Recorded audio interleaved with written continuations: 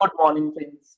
GST platform के YouTube channel में आप सभी का स्वागत है। जी हाँ फ्रेंड्स, जीएसटी के अंदर जो आपका DRC 03 के पेमेंट एडजस्टमेंट का जो फंक्शन है, उसके अंदर बेहद इंपॉर्टेंट अपडेट जो है वो अब जीएसटी पोर्टल ने करा है, जिससे आपकी 90% पेमेंट एडजस्टमेंट्स जो है वो अब आप कर पाएंगे। DRC 03A के अंदर जो सबसे बड़ी प्रॉब्लम आ रही थी, उसको यहां पर गवर्नमेंट ने अब सॉल्व कर दिया है और पोर्टल पर वो फंक्शनैलिटी एक्टिव भी कर दी गई है। DRC 3A क्या है? DRC 3A का मतलब होता है कि आपका जो है डिमांड ऑर्डर आ चुका है, यानी कि DRC 7 इशू हो गया, लेकिन अब DRC 7 के इशू हो जाने के बाद आपको नियमतः एज पर रूल उसका पेमेंट जो है वो कभी भी DRC 03 से नहीं करना होता था। लेकिन आपने जानकारी नहीं होने की वजह से 7 होने के बाद DRC 03 से पेमेंट जो है वो कर दिया था।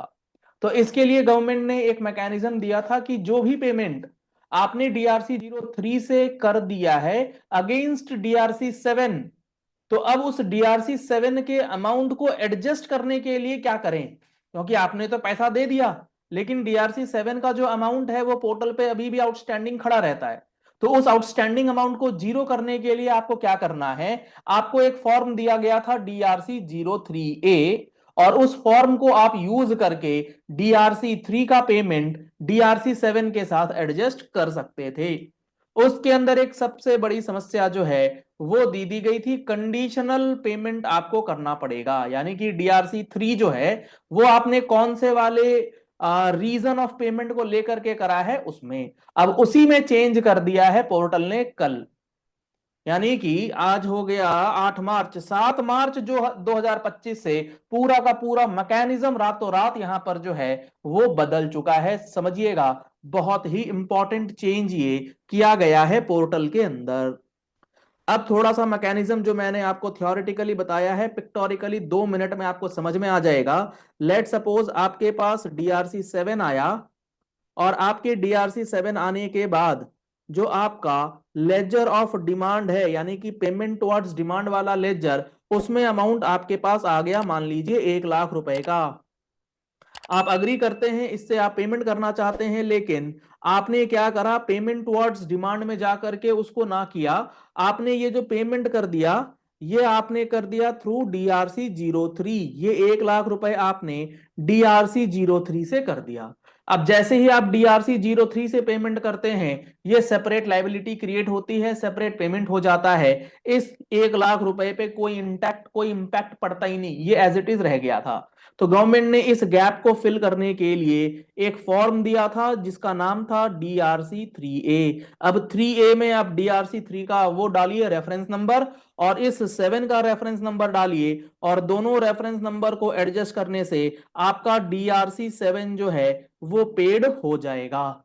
यह मैकेनिज्म दिया था गवर्नमेंट ने, लेकिन गवर्नमेंट ने जब स्टार्टिंग करी थी इस एडजस्टमेंट की, तो DRC 3 का एडजस्टमेंट 3A से आप तभी कर पाते थे जब आपने DRC 3 का जो पेमेंट है वो जब किया होगा at the time of payment, उसमें आपको सिलेक्ट करना पड़ता है कॉज ऑफ पेमेंट। मैं आपको दिखाता हूं DRC 3 के अंदर, आप अगर देखेंगे तो यहां पर हमारे पास ये DRC 3 का फॉर्म खुला हुआ है वॉलेंट्री पेमेंट का। इसके अंदर आपको दिख रहा होगा कॉज ऑफ पेमेंट। इस कॉज ऑफ पेमेंट में कई सारे कॉजेज हैं। एनुअल रिटर्न के लिए आप पे कर सकते हैं, ऑडिट के लिए आप पे कर सकते हैं, इन्फोर्समेंट के लिए आप कर सकते हैं, intimation of tax ascertained through 1A का पेमेंट DRC 3 से कर सकते हैं, इंटीमेशन या ITC मिसमैच 2A 2B का आया था उसके लिए आपने ये रीजन सिलेक्ट कर लिया होगा, या आपने लाइबिलिटी मिसमैच GSTR 1 3B के लिए कर लिया होगा, आपने रिकंसिलिएशन स्टेटमेंट का रीजन सिलेक्ट करते हुए आपने DRC 3 कर दिया होगा, SCN के अगेंस्ट स्क्रूटनी, वॉलेंट्री, अदर्स, इसमें से कोई भी आपने कर दिया। मान लीजिए लेट सपोज आपके पास इंटीमेशन आया था, उसमें लिखा था लाइबिलिटी मिसमैच, आपने क्या करा, DRC 3 से पेमेंट जो है वो कर दिया और वहां पर रीजन सिलेक्ट कर लिया है लाइबिलिटी मिसमैच, और इसका डिमांड चूंकि आ गया था 7, आपने डिमांड में देखा लाइबिलिटी मिसमैच, आपने यहां पर लाइबिलिटी मिसमैच सिलेक्ट करके पेमेंट कर दिया।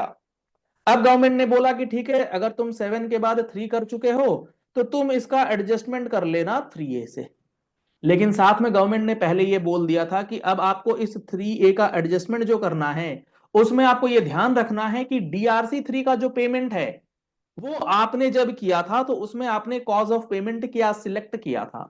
कल से पहले अगर आपने कॉज ऑफ पेमेंट सिर्फ और सिर्फ वॉलेंट्री और अदर्स किया था तो ही आपको ये एडजस्टमेंट अलाउ कर रहा था पोर्टल। और अगर आपने इन दो रीजंस के अलावा कोई भी और रीजन सिलेक्ट कर लिया था तो ये एडजस्टमेंट अलाउड नहीं था। अब यहां पर बड़ी दिक्कत आ रही थी, बहुत सारे लोगों ने ITC mismatch, liability mismatch, SCN scrutiny, अलग अलग रीजंस के अंदर DRC 3 का पेमेंट कर रखा है, उसका एडजस्टमेंट्स हो नहीं रहा। तो अब पोर्टल ने क्या करा, अब पोर्टल ने सारी चीजें बदल दी हैं। अब पोर्टल ने आपको कह दिया है कि form DRC 3 filed under annual return and reconciliation statement categories of cause of payment shall not be eligible for offset. यानी कि अब गवर्नमेंट ने क्या बोला, अभी तक तो ये बोला था कि वॉलेंट्री और अदर्स है तो नहीं करने देंगे। अब इन्होंने बोला है कि अगर आपने एनुअल रिटर्न और रिकंसिलिएशन स्टेटमेंट अगर सिलेक्ट कर लिया है तो आपको एडजस्टमेंट जो है वो अलाउ नहीं होगी। यानी कि इसके अलावा अगर आपने audit, enforcement, intimation, ITC mismatch, liability mismatch, SCN scrutiny, voluntary others, इनमें से कोई भी करा होगा तो अब आप DRC 3A का पेमेंट एडजस्टमेंट जो है वो कर पाएंगे और अपने DRC 03 का यूटिलाइजेशन भी कर पाएंगे। तो वॉलेंट्री और अदर्स का जो सिर्फ रेस्ट्रिक्शन था उसे अब हटा दिया गया है और सारे कॉज ऑफ पेमेंट पे अलाउड है।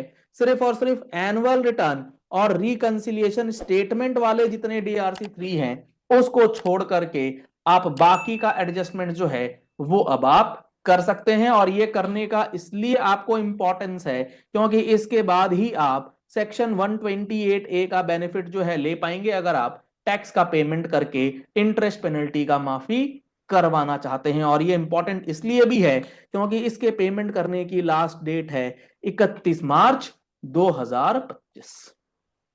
अगर आपने 31 मार्च 2025 से पहले 128A का पेमेंट नहीं किया तो आपको एमनेस्टी का जो बेनिफिट है, एमनेस्टी स्कीम के बेनिफिट से आप वंचित रह सकते हैं, आपको उसका बेनिफिट जो है वो नहीं दिया जाएगा।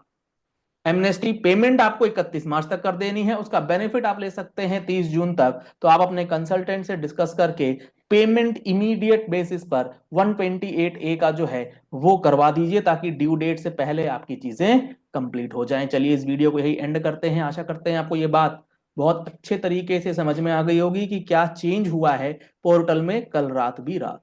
अगर आपको एमनेस्टी स्कीम से रिलेटेड कोई भी डाउट है, पूरा का पूरा मैकेनिज्म आपको GST पोर्टल के अंदर live plus provisions, rules, circulars, सारी चीजें एक्सक्लूसिव कोर्स के अंदर बताई गई हैं। तो अगर आप एमनेस्टी का कोर्स लेना चाहते हैं तो आपको कॉन्टैक्ट नंबर स्क्रीन पर दिए गए हैं, दिए गए नंबर्स पे कॉल करके, व्हाट्सएप करके आप कोर्स की डिटेल्स जो है वो ले सकते हैं।